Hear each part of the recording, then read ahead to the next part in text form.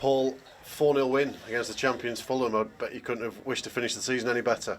No, yeah, impressive, obviously impressive performance, scoreline. But we were just bothered about the 3 points. But just as we wanted to take care of matters here, the only way we can do that is control what we do in our performance. And yeah, I thought we were good, Fulham came out of the blocks really well and moved the ball quick and showed the quality, but I thought from the moment we really stepped against them and tried to make it as difficult as we possibly could and made the game as uncomfortable as we could for them. The game then was in our favour because, as I said before, I think we had more on it than them. After that moment we were good, and probably the most pleasing thing is we never stopped, right to the very end. And that spell in the first half where your 3 essentially number 10s who've all been working together got the goals just took the game away, didn't it? Yeah, they did. Yeah, they did. Again, I never go into too much detail, try not to, but yeah, it was important that we played with aggression and allowed the ball, or got the ball to those boys as often as possible, as quickly as possible. So yeah, there were good performances all over the park, but in order to do that, I know they scored. The boys in midfield and the boys at the back have to be doing their jobs very well, I try and take the risk away by, encouraging us to be on the front foot, and whatever happens after that happens, because the way we're trying to play and want to play, and we do take risks, but I think that shows the possible benefits of it. How important was that goal early in the second half as well, just to kind of settle everybody down, because Fulham once again had come out and started playing a little bit. I know that you'd already got a 3-0 lead, but it felt like it really settled the place down. Yeah, and we spoke about it at half-time. Job's not done. The game felt comfortable, obviously, at the first half after we'd scored the goals. However, they've got that much quality in the team, as you saw in spells in the game, that at any moment they can score a goal. And if they had done that, it's a different feel to the game, and you're probably allowing good players an opportunity to get back into it. So we wanted to make sure that we scored the 4th,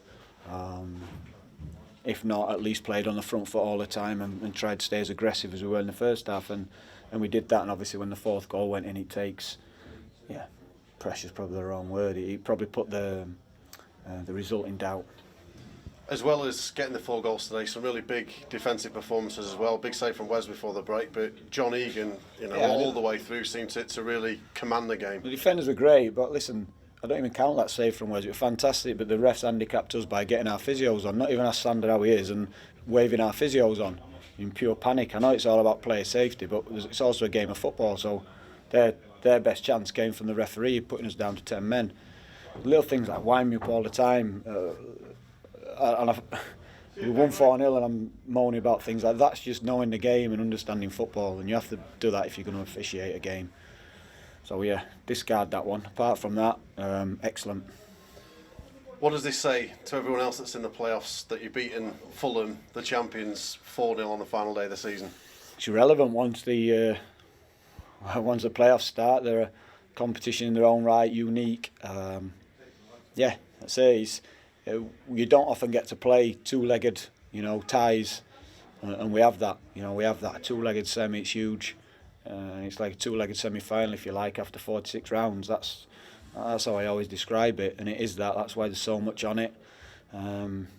So every team's in the same position now. There's no goal difference, no points difference, nothing. It's just a semi-final and a final. I know it's not job done yet as far as the season's gone. Getting in the playoffs is one thing, but from where you were and the run that you've managed to put together, you must be pleased with how the season's gone since you took over.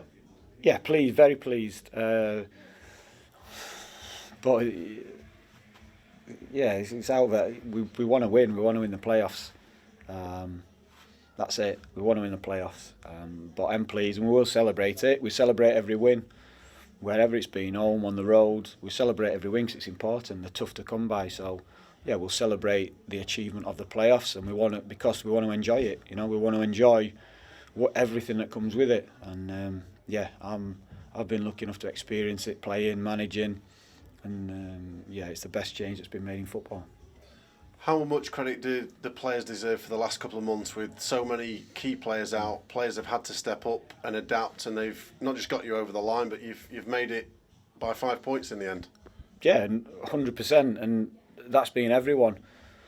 I think back to November and November, December contribution of players like Dids and Rian.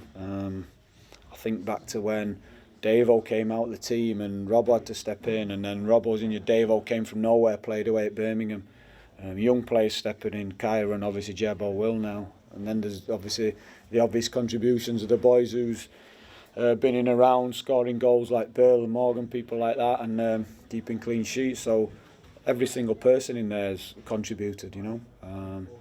And it took a lot, and a bit of managing as well, like when we had to bring Philip in, you know, Charlie when he got injured.